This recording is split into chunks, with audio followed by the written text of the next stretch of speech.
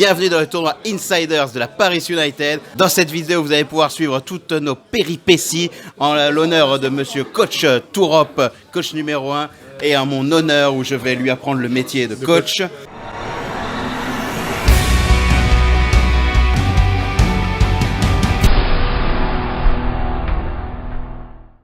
Cette vidéo va vous présenter donc cette première phase qualificative, aussi appelée D3.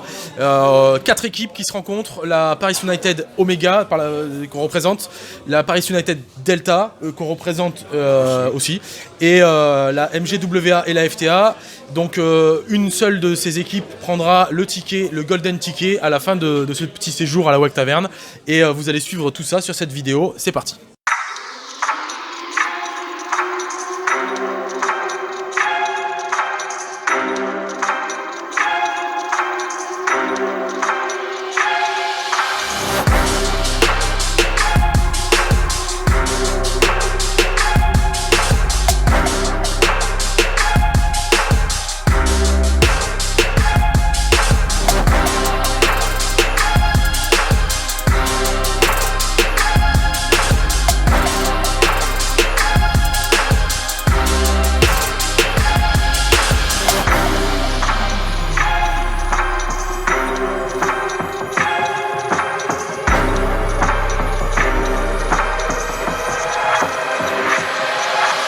Donc là c'est le début du D3 et ça commence par forcément la première ronde et ça commence surtout par les premières phases d'appareillement. Donc on a d'un côté les maillots noirs avec Grim, Poulki et Toket qui sont à l'appareillement, donc ils vont s'occuper de positionner les joueurs là où ils veulent les positionner. Et en face on a l'équipe adverse qui est la MGWA.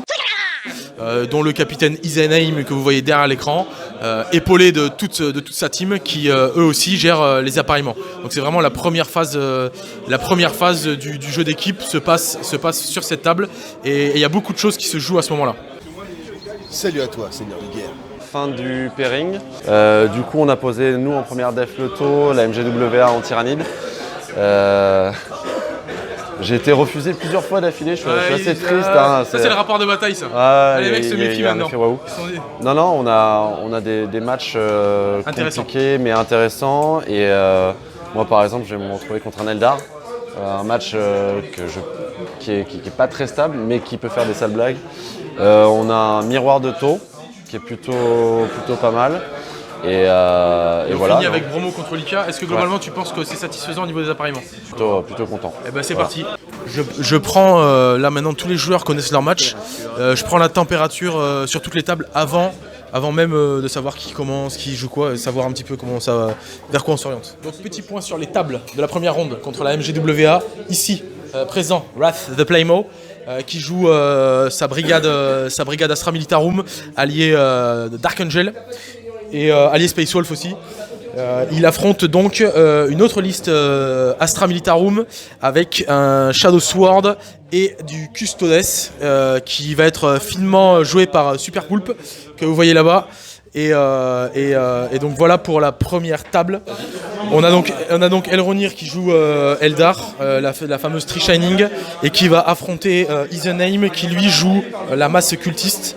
Particularité de la liste de Isenheim, c'est qu'il joue des cultistes avec des Tsangor. Donc c'est un choix de build qui est fort intéressant. Ensuite, allez, suis-moi. À ma droite, Grimjolo, alias Grimjolork, qui joue Orc et qui affronte le Drukhari en base de grotesque. Donc on a deux grosses listes de bourrins là, on fait pas dans la finesse. Derrière on a Poulki qui joue sa Deathwatch alliée Skitari et qui affronte les Eldar. Et les Eldar qui doivent être Tree Shining, j'ai plus en tête, c'est les Eldar de Yume, mais je pense que c'est du Tree Shining. 5e table, notre Lolo national qui joue donc Ika allié Sœur de Bataille et qui affronte la liste de Requiem qui est une liste Death Guard avec des Rhinos, des Plagues et des Dun Crawler. Il y a Crawler dans le nom de la fixe, donc voilà. Et liste atypique de rec, mais dont il faut absolument se méfier. Et il faut toujours se méfier des listes adverses de toute façon. Donc voilà, la partie a commencé. On passe sur la 6e table qui est le match To contre To de Toké. Voilà. Donc on a deux bulles de To qui s'affrontent. Ça va être le full garde-feu de To contre le Tri-Riptide Broadside de son adversaire To de la MGWA, dont j'ai oublié le nom. Et donc voilà. Encore une fois, deux grosses listes de bourrins qui s'affrontent. 7e table, on va avoir Bromo avec son Drukhari allié Harlequin. Donc une base de Drukhari avec les Skyweaver Harlequin et qui affrontent les Ika. Donc c'est un match qui va pas laisser énormément de chance à l'adversaire, d'autant que j'ai l'impression que Bromo a commencé. Donc là c'est un... Il va prendre tarif. Et ensuite la dernière table, et pas des moindres, c'est Louis Tech avec son cultiste démon qui va affronter Terracnide avec sa liste Tyrannide. Donc du stealer contre du cultiste. Et ça aussi ça va être une bonne partie de bourrin. Donc on peut voir qu'il y a masse cultiste et on peut voir qu'il y a masse stealer. Voilà. Mec, on n'a pas réinventé l'eau chaude non plus. Donc voilà, on a fait le point sur les 8 tables et donc on se retrouve un peu plus tard à voir comment on va avancer les games. Surprise, motherfucker! Présentation du rôle de coach. La mission principale du coach au sein d'une équipe de 8 joueurs ou même de 6, ça va être de favoriser l'aspect confort des joueurs et qu'il n'ait pas à se soucier du contexte logistique du wargame qui est 1, assez chronophage et 2, assez fatigant. Comme un qualificatif où on a besoin que les joueurs soient concentrés et soient bien en condition pour faire des bonnes games. C'est important de les soulager sur cet aspect-là, donc c'est le principal rôle du coach. Le deuxième rôle du coach, ça va être de faire un point au niveau de la ronde et de suivre l'évolution des parties en live de façon à déplacer un curseur si certaines games doivent prendre des risques, si certains joueurs sur certaines parties doivent prendre des risques ou non, s'ils doivent sécuriser des matchs, etc. La lecture en live de l'appareillement, puisque les 8 joueurs sont concentrés sur les tables de jeu et donc c'est le rôle du coach que de suivre l'avancée des parties. Donc globalement, toutes les demi-heures, 45 minutes, on fait un gros point avec les joueurs, leur demander un petit peu leurs estimés et ça va nous donner vers quoi s'oriente la ronde en temps réel. On reprend un peu le cours de l'histoire de cette première ronde contre la MGWA avec la table par laquelle on a fini tout à l'heure, c'est-à-dire la dernière table qui est notamment la première table en fait qui a été appareillée puisque Terracnide, le joueur Tyrannide a été posé en def 1, monsieur, oui tout à fait en def 1. Donc en gros notre Terracnide national a eu le premier tour et a pu acculer comme il fallait le joueur cultiste dans son camp et après c'est une bataille de positionnement et de maelstrom. Donc la partie est très intéressante. Je vais pas dire à haute voix l'estimé de mon joueur parce que pour des raisons qui nous incombent, nous tenons à garder le secret professionnel jusqu'au bout. Le fait de commencer avantage quand même vachement bien sur ce match. Il est vrai ma foi. Donc voilà, Louis a l'air quand même content parce que la table est relativement haute et du coup ne tractionne pas sur ses lombaires. Voilà. Je vais perdre mais j'aurai pas mal au dos. Voilà, il va perdre mais il aura pas mal au dos. On passe à la table suivante. Donc voilà pour ce qui est de Louis Tech. Pour ce qui est de la table suivante, c'est Bromo avec ses Drukhari qui joue contre les Ika de la MGWA. J'ai plus le pseudo en tête. Voilà, vous l'avez dans le dos. En gros, on voit qu'il n'y a plus que 2 Ika sur table et Bromo a encore beaucoup de choses sur la table. Donc j'aurais tendance à dire à première lecture que ça se passe bien pour Bromo. De toute façon, je vous le dis, ça se passe bien pour Bromo. On est sur une table qui va nous ramener beaucoup de points, donc il faut qu'il aille chercher gros scoring. Donc voilà, ça se passe bien, mais de toute façon, c'est un bon match pour lui.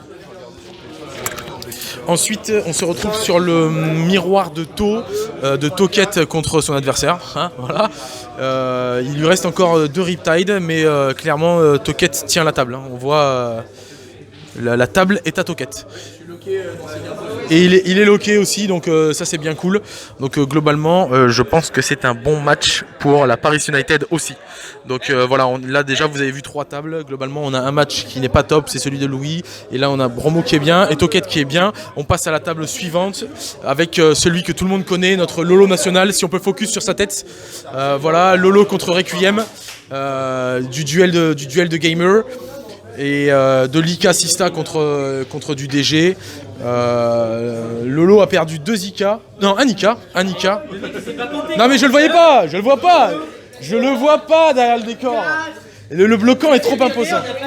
Donc il a perdu qu'un Ika. Et j'ai pas l'impression qu'il ait perdu beaucoup de sœurs de bataille non plus. Donc je pense qu'on est aussi sur un match positif pour Lolo. Et donc c'est un match qui doit ramener ses points sur la ronde, c'est important.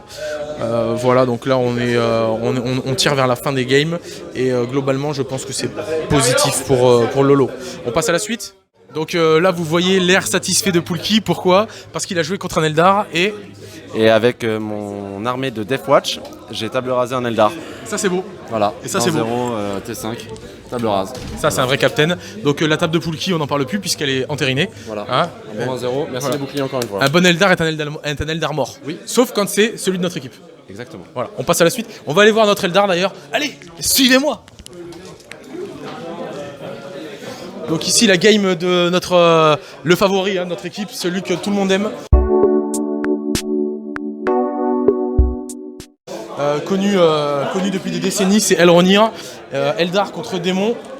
Et on va dire que j'ai pas vraiment de pronostic sur cette partie, hormis le fait que je sais que son adversaire a fait un bon tirage, il me semble, mais a bien scoré en début de game. Donc voilà. Elro a esquissé un petit sourire. Je pense qu'il a un plan. On sait pas s'il a un plan. Et donc voilà. La partie, quoi qu'il en soit, a l'air d'être intéressante et et vraiment se jouer. Ce qui n'est pas le cas de l'Eldar qui était à côté, puisque vous voyez que la table est plus là. C'est normal, c'est celle que Poulki a table rasée. Et donc la table numéro, on s'en fout en fait du numéro de la table réellement. C'est Grim en orc contre le Drukhari. On peut voir que Grim va passer, donc ça on l'a vu. Et je pense qu'il est pas trop mal. Il y a beaucoup moins de grotesque qu'au début de la game, et surtout l'orc à la table. Et ça c'est bien. Je prends la game de Bromo en cours. Son adversaire à qui il ne reste qu'un seul Ika. Vous voyez la table, globalement elle est à Bromo. Il va faire, c'est eux qui tirent. Ouais, non, je fais tirer les 2 escouades, celle-là Voilà. et celle-là. Tous les D6 partent là-dedans et ça te fait tout ça de tir. Vas-y, fais-nous rêver. Je veux suivre ce jet de dés de salle. Ça touche sur du 3 plus. les blessures, sur du 4+. Chaque 4+, représente une mortale et quand il fait des 6, c'est des 3 mortales. Ah, Attention.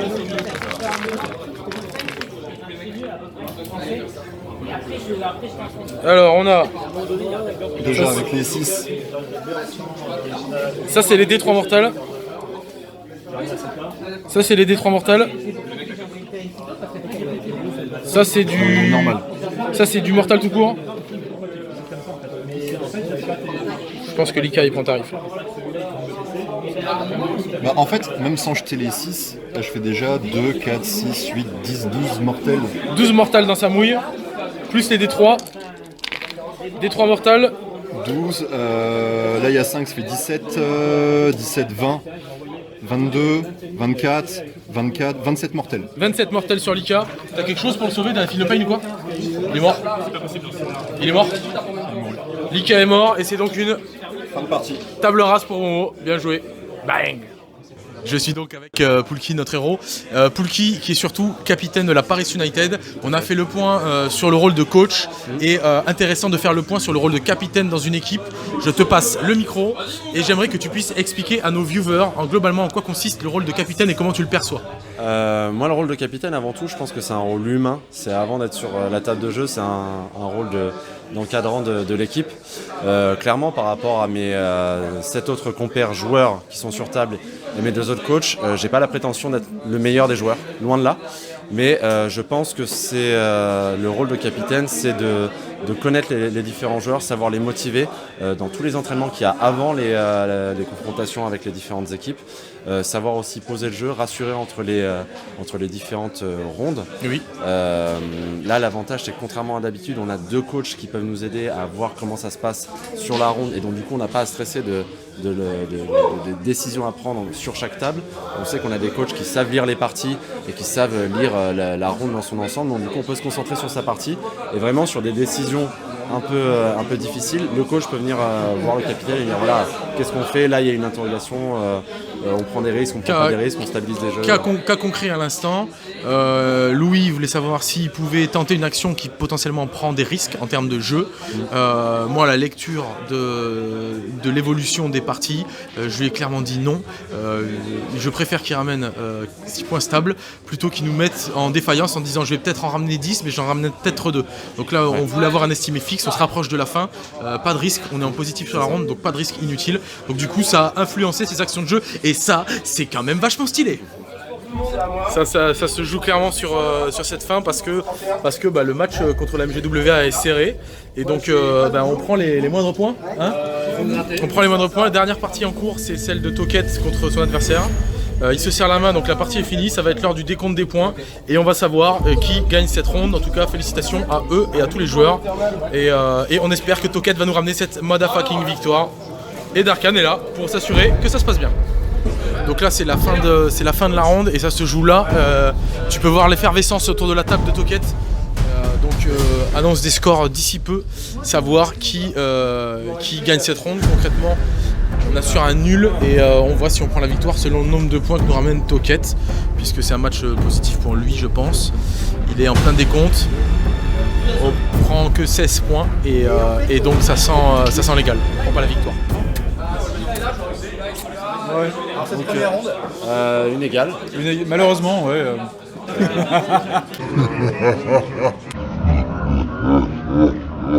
Salut à toi, seigneur de guerre.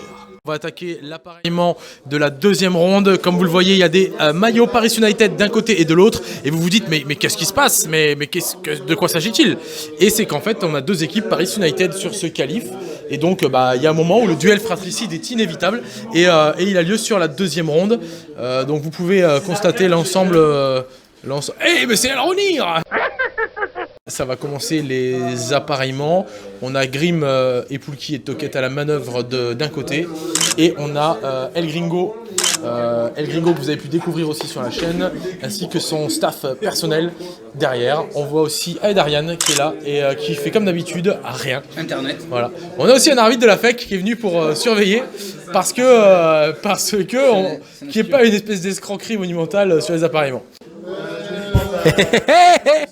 Donc c'est parti pour la ronde 2 de la Paris United Omega qui affronte donc la Paris United Delta. Sur cette table-là, on va avoir notre Grimjolo national avec ses orques qui va affronter Elden avec ses Zika. Donc là on a les orques, la fameuse liste orque Luta's Boys et qui affronte 5 IK. Voilà, 5 IK et puis c'est tout, j'ai envie de te dire. Bonne liste de bourrins de Elden. Ça jouera donc le scénario numéro 4 qui va être une recherche et destruction, donc déploiement dans le quart de table. Et après on a de l'éternal avec les 6 objets qui comptent et on a 3 objectifs Maelstrom en main à chaque début de tour, donc voilà. Ensuite sur la table de droite on va avoir notre ami Bromo avec ses Drukhari qui vont affronter Vidar avec son culte Mechanicus, Deathwatch, du robot, du Marines. Et ici on retrouve Louis Tech alias ceinture Abaddon qui va jouer avec ses encore 1500 cultistes contre Balrog et ses Eldar. Poulki qui va jouer sa Deathwatch qui est en train de devenir le plus célèbre joueur Deathwatch de toute la métropole et qui va affronter les tyrannies de Commander TV qui sont joués par Alariel et donc c'est une liste Stealer, Prince et Swarmlord. Donc normalement ça devrait bien se passer pour Poulki. Il ne le sait pas encore mais... Et on continue, on croise Wrath the Playmo sur notre route, mais c'est pas ça qui nous arrête.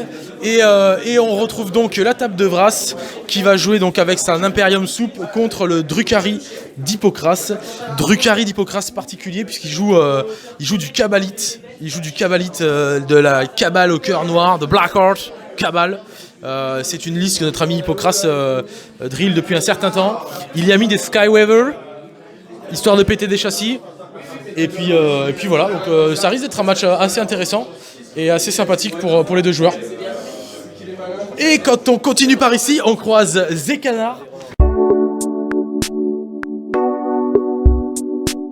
Bonjour. on croise Zeka, un mot Zeka. Bah moi je photocopie toujours pas du sable. C'est génial. C'est ça, c'est mon t-shirt, voilà. C'est génial. Donc Zeka, vous vous en rappelez, on l'a vu sur la vidéo du Tour d'Insider à la Wack Taverne en 2 contre 2, qu'on avait dominé On a vu qu'une complètement. vidéo où je gagne, donc c'est cool. Voilà. Et non, t'étais sur la vidéo de l'hier aussi. L'interrégion, aussi, oui. où tu gagnes Je aussi. dis, ouais. Voilà, ouais, t'as que des vidéos où tu gagnes. Et on a Kranzer. Kranzer Faust, un mot. Voilà, on prend des notes. On regarde ce que font nos futurs adversaires. Espionnage industriel et complètement avéré. Là, on a Philidork qui joue des orques, comme son pseudo l'indique. Comme son pseudo l'indique, il joue des orques. Et il a beaucoup de boys. Beaucoup de boys, t'as des lootaz ou pas, Philly? J'ai 15 Lucas Et des Tankbusta. et 120 boys. Donc 120 boys, 15 Luta, 15 Tankbusta. Et il joue contre Tonto Elronir. Elro, il aime les orques. Hein, c'est une faction qu'il affectionne particulièrement. Et donc, il joue sa Trispires. Voilà. Il est beau, hein? Yes! Oh, le dédain dans le regard, c'est un scandale.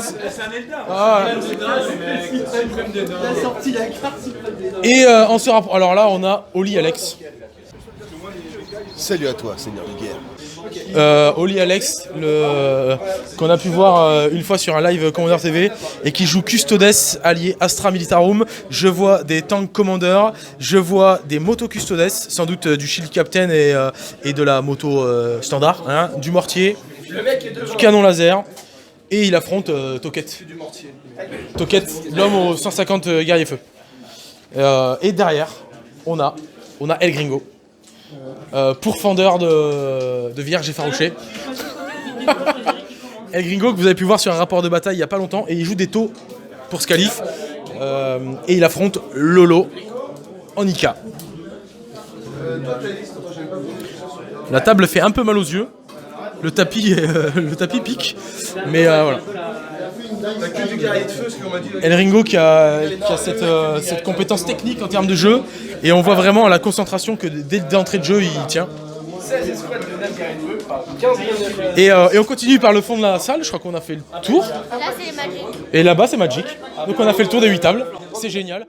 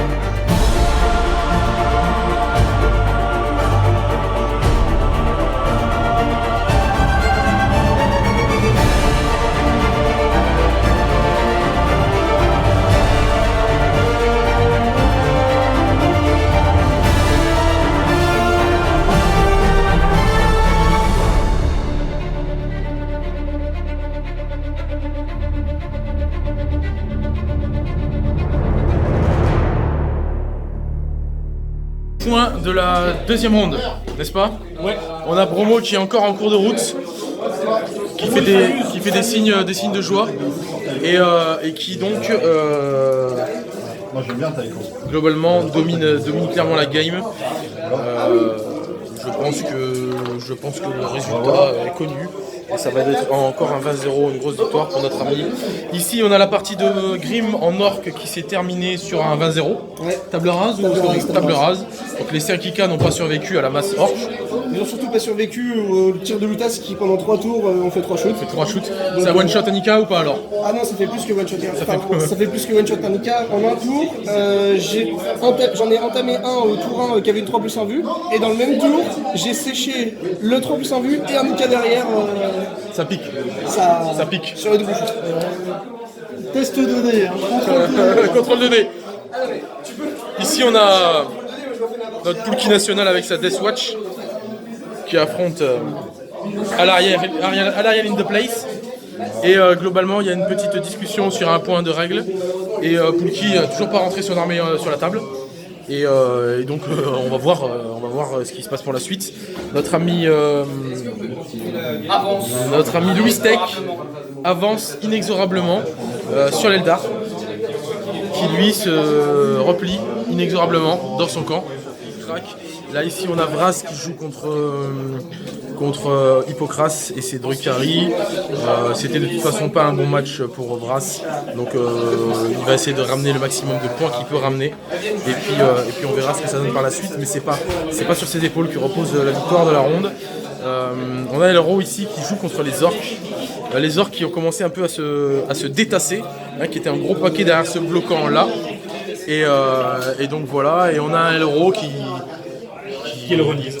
Et ici on a notre poteau El Gringo qui s'acharne sur les IK de Lolo. Là on sait que c'est pas bien engagé du tout pour Lolo, et mission à lui, ramener tous les points qu'il peut prendre, hein, parce que on va pas cracher sur un pauvre point, clairement on l'a vu sur la première ronde, donc on va aller jusqu'au bout. Et donc voilà pour le point sur ces 8 parties en cours de route. On a un match positif là, un négatif là, un pas terrible ici, un pas terrible là, et après globalement on a Bromo qui est très bien, Grim qui a terminé qui est très bien, Poulki qui me semble assez mitigé en fait, on va voir ce que ça donne par la suite, et Louis, fidèle à lui-même.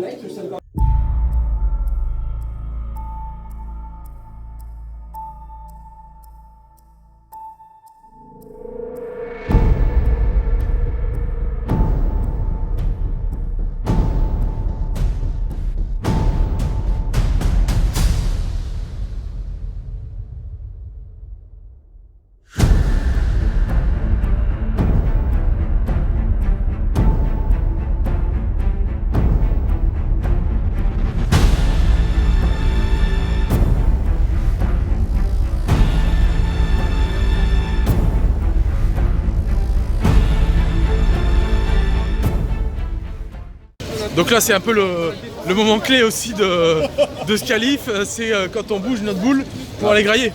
On est d'accord? Le bon gros moment de partage avec toute l'équipe. Voilà. C'est le moment de cohésion. Il y en a devant et il y en a derrière. On fait un peu comme ça, on fait un peu groupe de black box qui se déplace pour faire de la casse sur Paris. C'est pas le cas. On va à la raclette. On n'a pas le suivi des jeunes. Et on bouge sur la raclette là. On tourne? C'est par là-bas. Je sais pas où on va. Mais en tout cas ouais, c'est plaisant. Ces petits moments sympas entre copains. Et on a même récupéré un geltol. Hey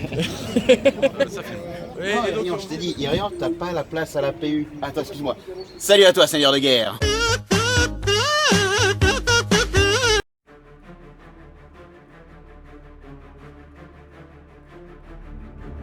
Donc on attaque les pairings de la dernière ronde qui vont être contre la FTA. Donc cette dernière ronde sur ce D3 va déterminer qui gagne son golden ticket pour aller au D2. Donc c'est clairement une finale puisqu'on est, on est les deux équipes avec les meilleurs résultats. Donc c'est celle des deux équipes qui va gagner cette ronde qui aura la première place au D3 et qui ira au D2. Voilà, donc là on attaque les pairings. D'un côté on a Poulki, Grimjolo et Toquette aux appareillements. Et de l'autre Toké, on a Matenza, Miyohashi et leurs camarades, dont je ne me rappelle pas le nom. Et on a leur coach aussi qui est là, et qui surveille d'un œil de lynx. Donc l'équipe des FTA mettent leurs joueurs Archeon qui jouent Plague et RK en défense 1. Et nous, on a mis notre Toquette national, qui est notre joueur To, et qui prendra la défense 1. Donc le point particulier de la matrice des FTA, c'est qu'ils ont dans leur roster la liste de Matenza d'ailleurs, qui est en face de nous, qui est leur capitaine il me semble, qui a une liste qui est très atypique et qui nous embête énormément, qui est sa liste full catafront. Je vous invite à aller sur le forum de la FEC pour voir sa liste, elle est très très intéressante. Il joue que des catafrons, énormément de catafrons, même pas de troupes en cordon, etc. Parce qu'en fait je pense qu'il a une grosse unité de 12 catafrons avec des lance-flammes Cognis qui fait office de cordon pour gérer les listes agressives qui vont venir charger, puisque c'est un pack de 12 catafrons avec des lance-flammes, ça veut dire qu'il lance 12 D6 touche auto sur de la contre-charge, ce qui clairement fait très très mal. Donc voilà, c'est une très bonne liste qui est très bien réfléchie et qui pose a priori problème. Donc il faut qu'on la gère et il faut savoir à quel moment elle va sortir. Donc ça réflexionne toujours, l'idée est de savoir qui on va proposer en attaque sur leur liste RK Plague Bearer, de façon à ce que ça n'handicape pas après le reste, c'est-à-dire qu'on ne soit pas en défaut à sortir nos listes trop importantes. Il propose sur notre Toquette, il propose l'Inari et le 3IK Astra Militarum. Et en face, nous, on a proposé sur leur liste Plague Bearer RK Bromotimol, donc le Drukarli et du coup Louis Tech, le cultiste. Ok, donc là, les premiers matchs sont appareillés. On va donc avoir le RK Plague Bearer de Archeon qui va affronter la liste cultiste, qui accepte la liste cultiste de Louis, et Toquette qui va accepter la liste IK Astra Militarum et qui rejette donc l'Eldar. Toquette a choisi sa table et ensuite Archeon a choisi sa table.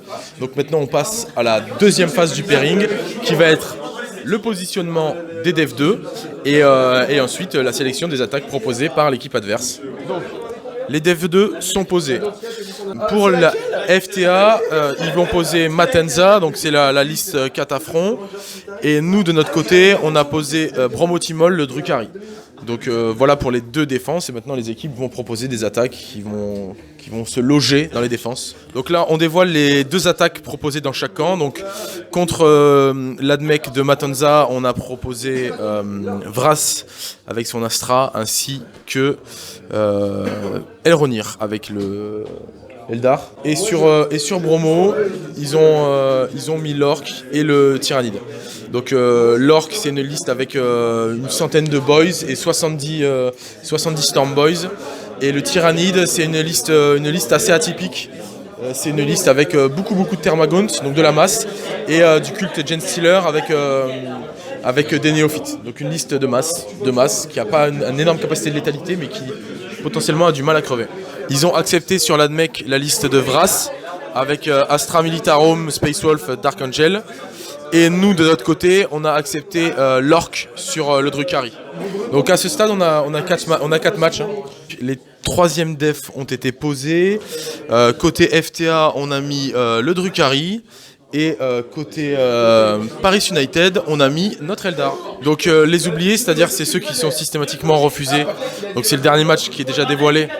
Ça va être les taux de Miyohashi Tririptide contre les Ika Sista de... C'est moi qui ai fait. Les Ika Sista de Lolo. Sur notre Eldar, ils ont proposé leur Tyrannide et leur Drukhari. Et nous, sur le Drukhari, on leur a proposé notre Pulki et donc notre Deathwatch et notre Orc.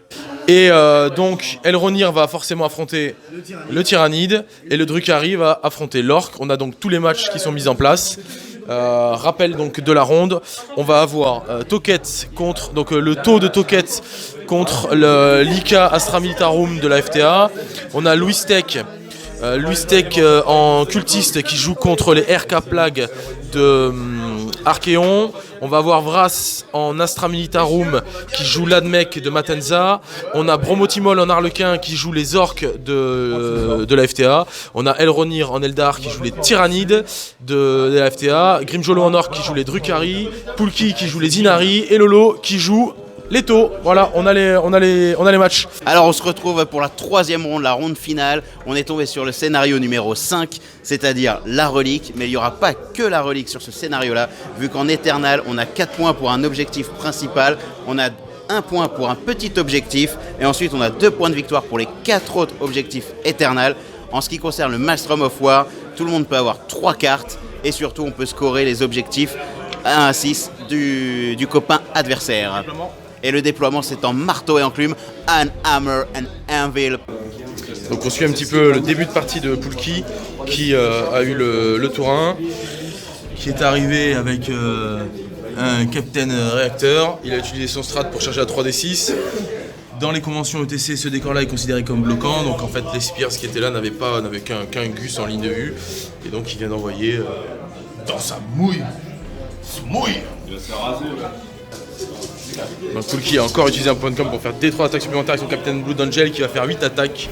Son adversaire utilise un stratagème pour lui mettre -1 pour toucher.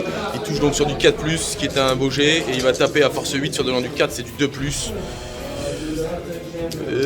Ça fait 6. 6 save à 6. En fait chaque dératé c'est un mort. C'est banco pour ce Captain Blood Angel qui sèche 5 Shining Spear d'entrée de game. Donc Pulki a reclaqué encore des points de com pour réactiver sur Captain Blood Angel qui retape et qui bénéficie encore de son D3 attaque. Bless à 2+. Non, bless à 2+, 4, ça fait 4 sauvegardes. Save à 6 et il retue 3 Shining Spear. Ce Captain Blood Angel vient d'enlever 7 Shining Spear sur sa première phase. Ce qui est forcément très agréable quand on est un Captain Blood Angel, c'est très agréable. Et donc la dernière Shining meurt au moral, ce qui donne un premier sang à Pulki et quelques objectifs Maelstrom en plus. Bon début de game pour Pulki. Donc ici on a notre promo national avec la Druka Swag, le vrai de vrai, contre l'Orkish Band. T'as eu le premier tour, bon. Ouais. J'ai récupéré la relique déjà. Premier tour pour Bromo avec une récupération de relique sur le premier tour et un orc qui est bien tassé sur son déploiement pour maximiser un petit peu tout ce qu'il peut maximiser. Ça va être une très belle partie et en plus on a 2 belles armées là, c'est super plaisant. Là on a un Vras qui s'est fait voler les nids sur cette table là et donc forcément un Matenza qui commence à mettre en place la chocolaterie. Il est là pour pâtisser le gars. Donc ça va commencer à rafaler sec. Là on a Miyohashi de la FTA qui installe son Joto derrière sa ruine et qui s'apprête forcément à déclencher la foudre sur la chorégraphie que le mise en place par Lolo à la queue le.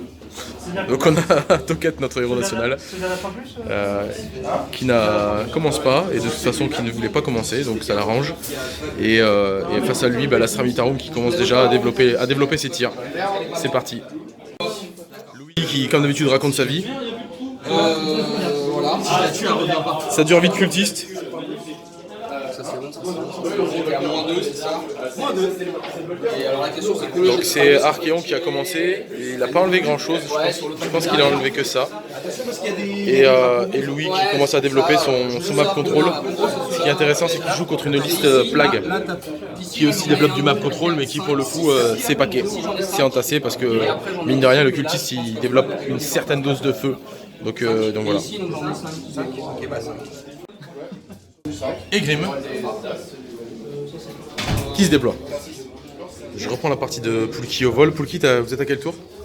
C'est son tour 2. Donc c'est toi qui a commencé. Pulki a déjà fait 2 tours. Et le joueur Eldar est attaque son 2e tour. On voit qu'on a un Pulki qui tient bien la table pour l'instant. Petit serpent qui vient se positionner là. Et puis on a un Eldar qui est un petit peu repoussé sur la table. à ce stade. Après, le tour 2 ne veut pas dire grand-chose, hein, on est bien d'accord. Mais à ce stade, c'est ce qu'on peut constater. Donc ici, ça wag, hein. ça wag aux Storm Boys. De toute façon, il n'y a que les Storm Boys qui peuvent venir closer les avions. Ça, c'est ce que Bromo a fumé. Mais comme c'est un orc, il lui reste encore ça. Alors ça, c'est pas mort, ça c'est en tépula. Tu peux m'en donner 3 s'il te plaît? Bromo est pas mal sur la table, hein. C'est vraiment pas mal. Donc là, sur cette table-là, c'est une table qui est difficile pour nous, puisque déjà Brass n'était pas forcément très bien sur le match. La liste est en plus pas connue, on va dire, donc ce qui joue en notre défaveur, puisqu'on a un joueur adverse forcément qui a un avantage là-dessus. C'est toujours à prendre en compte. Et on a des morts côté garde, et on a un Brass qui va se battre très fort pour les points. Et on a besoin. Ici, on a Lolo qui survit, comme il peut. On a Myohashi qui tire, comme il peut. Poulki, héros national de la Deathwatch, t'es à quel tour là? Je viens de finir mon tour 3, donc j'ai fait arriver l'ensemble de mon armée sur la table parce que je n'avais pas le choix. Attends. Donc il a fait arriver l'ensemble de son armée, puisqu'il n'avait pas le choix. Les mecs sont arrivés en faible, ici, et puis ceux-là ils étaient déjà là de toute façon. La relique elle est où? La relique est ici. Tenue par Henri le Skitari? Non, ce sont des rangers. Ah oui, c'est des rangers, putain, ouais. J'ai le dos des yeux, mon gars. Donc pour l'instant, c'est l'Eldar qui tient la relique. Et il a encore ses 2 unités de Shining. J'ai entendu parler d'un suicide de Irain. C'est ici? Oui, en 2 tours. Je suis content parce qu'on m'a dit il y a un Eldar avec un suicide de Irain en bas. Je me suis dit donc soit c'est C8, soit c'est le nôtre. Je suis content que ça soit pas le nôtre. Elle a fait double péril? Ouais, enfin elle a fait péril au premier tour et péril au deuxième. Et elle a remporté une Shining récemment d'ailleurs. Mais ça mange pas de pain. Là on prend en cours la table de Elroni, messieurs. Et notre ami Elro, il fume du Gaunt, mais il y en a beaucoup. Hein? T'en fumes, il y en a encore. Quand il n'y en a plus, il y en a encore. Il a encore un pack de Shining, 2 packs de Shining. T'as encore 3 packs de Shining sur table? 2. Ah oui, c'est des Psykers, c'est des Psykers. Encore 2 packs de Shining. Et côté Eldar, on a l'arrivée des néophytes qu'on voit là. Il y a du Gaunt sur la map. On a le vieux Born qui est là, entouré de ses Thermagaunt, du Broodlord et encore du Thermagaunt. C'est sans fin. Ça ne s'arrête plus. Et ça arrive encore, Pas de gros changements pour Louis sur sa table, puisqu'il l'a contrôlé il y a peu, et il la contrôle encore. Ça s'amenuise petit à petit, hein. On voit les cadavres s'accumuler dans son carton. Mais est-ce que son adversaire aura le 15e tour pour le tuer complètement? La cloque de notre ami Grimjolo, tassée comme un gros sale. Oui, parce que la table c'est un tapis de 48, mais ça se passe aussi là-bas. Donc sponsorisé par Red Bull. Donc Grim est paquet. Il y a du boys ici, il y a du boys là, il y a du Lutas qui et il est acculé quand même, il est agressé par ce Drukhari, qui accule. Comme il vous l'avait vendu, c'est Toquette. Comme il vous l'avait vendu, Toquette, c'est le taux qui charge. Le gars, il t'envoie ses garde-feux dans la gueule. C'est quand même du grand génie. On adore ça. Faut le reconnaître, c'est puissant. Mais pas beaucoup de pertes côté garde impériale. Hein. Donc on suit attentivement les tables. C'est hyper important. On suit l'évolution des games. Ça, c'est beau.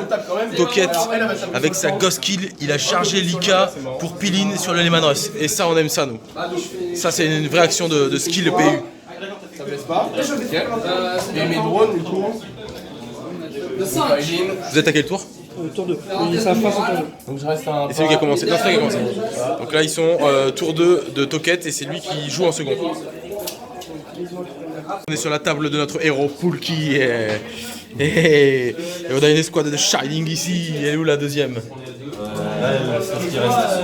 Elle est là la deuxième. Elle s'est fait pécon angéliser. Ils sont où les Rangers avec la relique? Non, c'est mon chef. Les Reapers qui sont bien là où ils sont. Poulki qui a un très beau contrôle de map. Donc tour 4 de Poulki, c'est lui qui a commencé à jouer parce qu'il a volé l'init sur un vol d'init, donc voilà. Il vient de tuer la deuxième unité de Shining Spear qui était là. Et il continue à scorer très allègrement, c'est bien. Et c'est la relique ça, c'est ça? Donc la relique tout à l'heure qui était sous le contrôle des Rangers et sous le contrôle des Primaris. Tour 5 sur cette table-là, Leto contre les IK de Lolo. Lolo il est là, et il est là, et puis il lui reste son IK à fond de table. Je suppose que la relique est encore au milieu. Oui, la relique est là, donc la relique est tenue par Leto. C'est le dé pour savoir si ça s'arrête là ou pas? Non, là il va faire ses dés pour savoir s'il défonce mon IK. D'accord. Donc là c'est le tour 5. C'est le tour 5 de Miyohashi et après la partie peut potentiellement s'arrêter. Je pense que ça serait une bonne chose pour Lolo clairement. Ça s'arrête maintenant. Donc tour 3 sur la partie de Brom. La relique est ici, donc ça va pour l'instant. Et l'objectif majeur il est dans mon coin. Et l'objectif majeur est là, donc ça va aussi. Le mineur il est là-bas. Et le mineur est là-bas. L'objectif mineur est ici. Et on a notre joueur orc qui voit Ils sont toujours pas arrivés les jaunes? Non. Ok. Bah là il y a les 40 standboys qui sont morts. Ouais. Et en gros j'ai pas mal écrémé le pack de verre là. Ça a bien. Ouais. Et du coup avec le moral ils sont trouvés à pile 10. Et du coup ils ont pu mob up avec les autres. Ok. Du coup il a un espèce d'énorme pack. En fait il a un énorme pack de boys sur table. Ouais. Et les persos. Ok. Et il a le pack de 30 jaune qui n'est pas encore rentré sur table. Qui n'est pas encore rentré, qui a été mis en réserve via le stratagème. Ouais, qui doit rentrer sur ce tour là. Donc là on est sur le tour 3 de Brombo. Cette table on est sur le tour 5 de Matenza. Et on a un talon master qui est inciblable grâce à l'artichaut qui est là. Et il faut savoir que, on l'a dit déjà, mais dans les conventions ETC, cet étage-là est considéré comme un bloquant. Donc en gros, il n'y a pas de visibilité. Ce qui fait que rend ce véhicule-là inciblable. Et Yarik aussi, il a la relique, je suppose. Yarik, porteur de relique de père en fils depuis 1830. Et puis ça, c'est des cadavres qui gisent sur le champ de bataille. Et puis ça, c'est des cataphrons. Voilà, du cataphron. C'est du cataphron mort tout ça? Ok. Ok. Donc tour 3 de Elronir sur cette table là. Il s'est fait embuscader par le culte. Il vient d'y jeter ses Shining Spear. La relique. Elle est où la relique? Ah, la relique est ici. Et les Thermagontes sont tout là. Voilà. Non, on est au tour 3, il y a encore un temps de jeu, donc il faut tenir pour l'euro, il faut tenir. À tout. L'objectif majoritaire est où?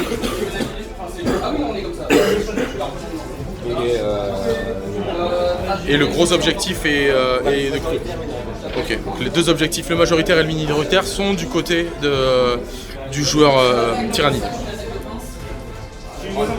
Ici on a Louis Tech qui se bat avec ses cultistes, ses cordons de cultistes, les fameux tétards dont qui vous a parlé sur le live. Et donc il s'étale. Je sais pas où est la relique, je vais essayer de la trouver. Moins 4. Tour 2 de Grim. Tour 2 de Grim. Il a boisé la zone. Il a force 7P à mon il a force 7P à mon sang, il y a des ouais. Il faudra que je te fasse le boys de base aussi. Et donc ça, c'est la relique. Donc deux blessures sur ce qui est vivant d'abord, sont deux. Et donc Miyohashi, il a eu son tour 6 sur cette table. Et il lui reste un coyon. Il lui reste un coyon et Lolo il lui reste un Nika. Et il lui reste 3 sœurs aussi. Dans ce halo de lumière, vous reconnaissez Poulki, le joueur Deathmatch de la Paris United. Il n'y en a qu'un seul et c'est lui.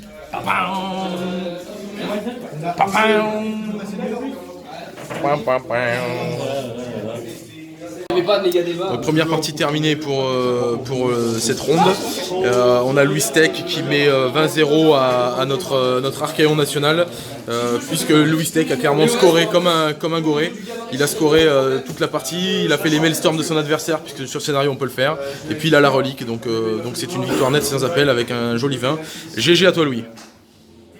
Donc immédiatement après le 20 que vient de mettre Louis, on prend un 20 aussi de notre côté, puisque le lot se fait table rase sur son tour 6 avec la mort du dernier Rika qui est là. Donc on met un 20 et on en prend un.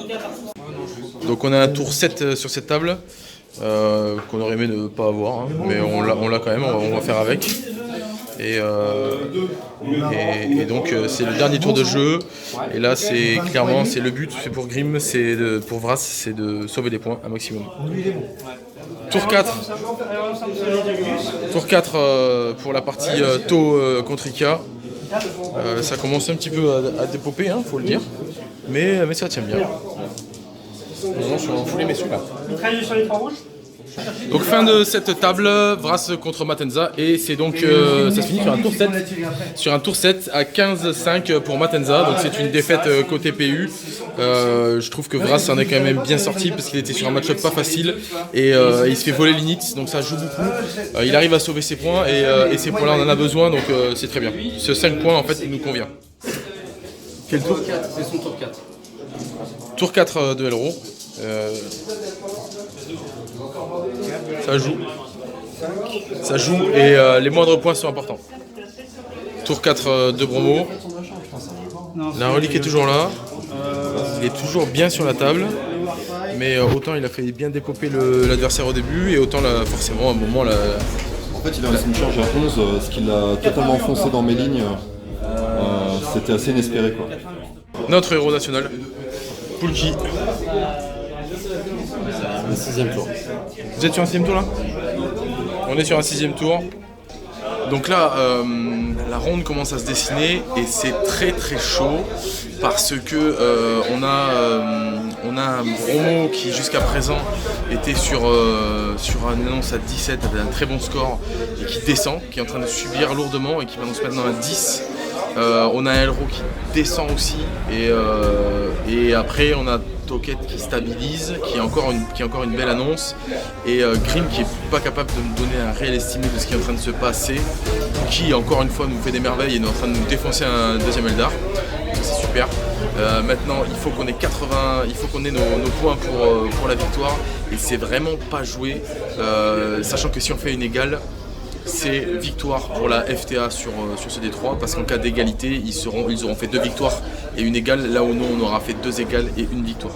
Donc c'est très très très serré et ça se joue sur les dernières tables jusqu'au dernier jet de dés. Donc c'est toujours Showtime Round là. Là je pense que j'ai briqué le jeu sur une charge à 2. Donc Poulki finit sa partie, ça se finit sur un tour 6 ? 7. La partie se finit sur un tour 7. Donc là on est pareil, on est au cœur du Maelstrom, au cœur du brasier. Du coup ils vont full back. 16. Ça fait un différentiel de 22. Et c'est un 20-0 pour Poulki qui vient encore de terrasser un Eldar.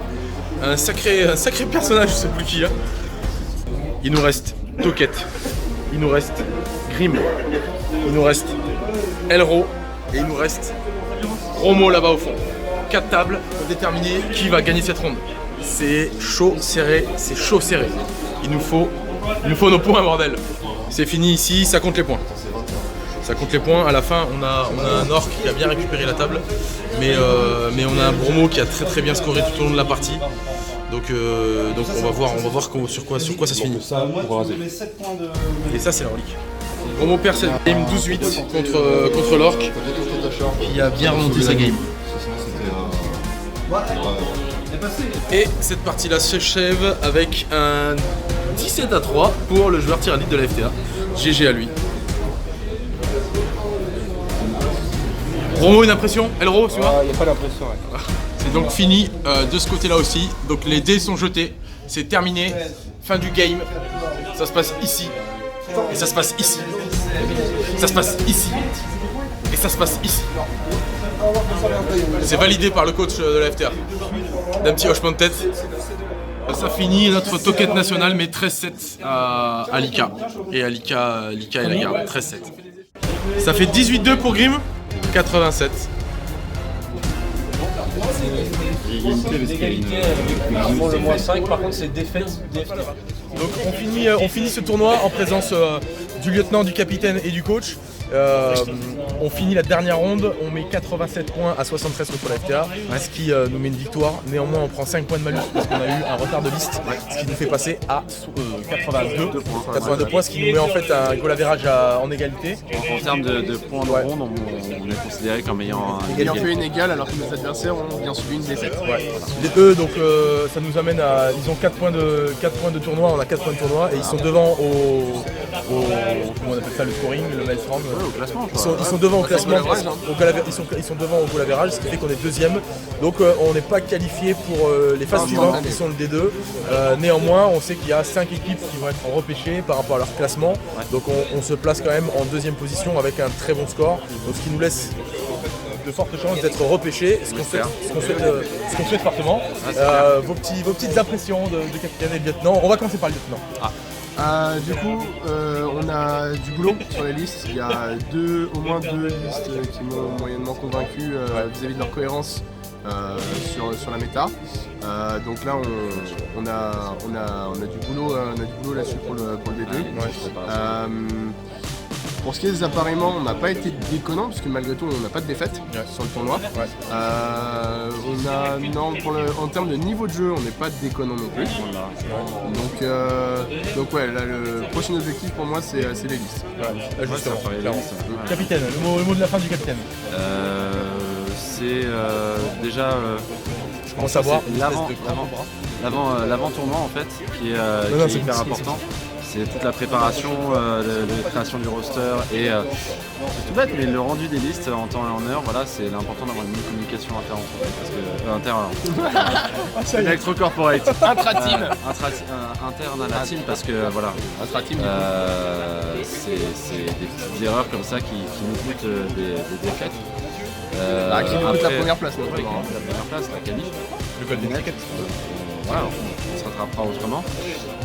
Après, en termes de jeu, je suis content parce que j'ai pas vu de joueurs craquer. J'ai vu des joueurs concentrés la plupart du temps. J'ai vu des mecs qui se serraient la paluche à la fin des matchs et ça c'est important aussi parce que on est là pour pousser des petits bonhommes et se passer un bon moment. Et c'est toujours bon de le rappeler. Ouais, c'est clair. Ouais, pas de scandale sur le D3, hein. Il n'y a eu aucun gros problème de et le but c'est de faire élever le niveau français. Et voilà. C'est beau ce que tu dis. Voilà. Moi je vais clôturer parce que ce tournoi Insider touche à sa fin les amis. Je vous invite à lâcher le pouce bleu en dessous du screen, à vous abonner si c'est pas fait, activer la petite cloche de notification. On se retrouve très bientôt pour de nouvelles vidéos sur Commander TV. Ciao les seigneurs de guerre.